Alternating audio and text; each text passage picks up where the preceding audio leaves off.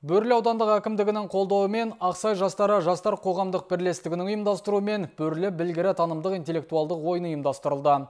Жуырда жобаның қорытынды кезеңі өтті.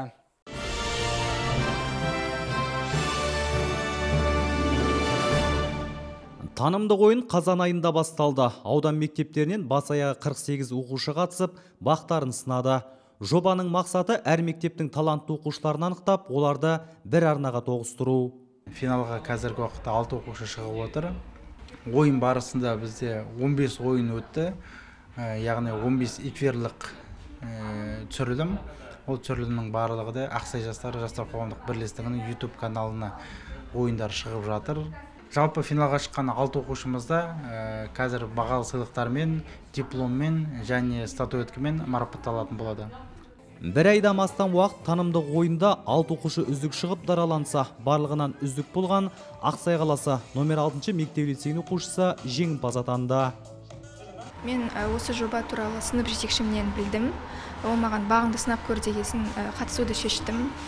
Жоба дайындық кезінде қиынырақ болды, себебі ойынның сұрақтары әртүрлі бағыттарда келеді және де жобаның сұрақтары қатты қиын болды деп айта алмаймын.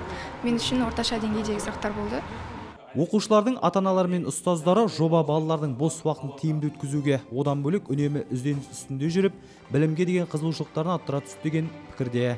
Бірінші рет болып жатыр дегенде әрине ойлайсың, қандай бағытта болады, қалай оқушылар өздерін көрсете алады деген сияқты, бірақ осындай соңғы нәтижесін көргеннен кейін 47 оқушының ішінен жаңаға іріктеліп, сынға түсіп өзін көрсеткендіктен шынымен жаңаға әр мектептің атын шығаратындай, әр мектептің беделін көтеретіндей оқушылардың бар екендігін мақтан етіп, болашақта осындай жобалар әрі қарайда іске асса екен, қолға алынса екен деген сияқты тілек білдіргім келеді. Ұйымдастырушылардың сөзінше, осындай жобалар ауданымызда алдағы уақыттарда жалғасын таба бермек. Өтепберген Қарасай, Марат Жұмағалиев, Ақжайық, Ақпарат.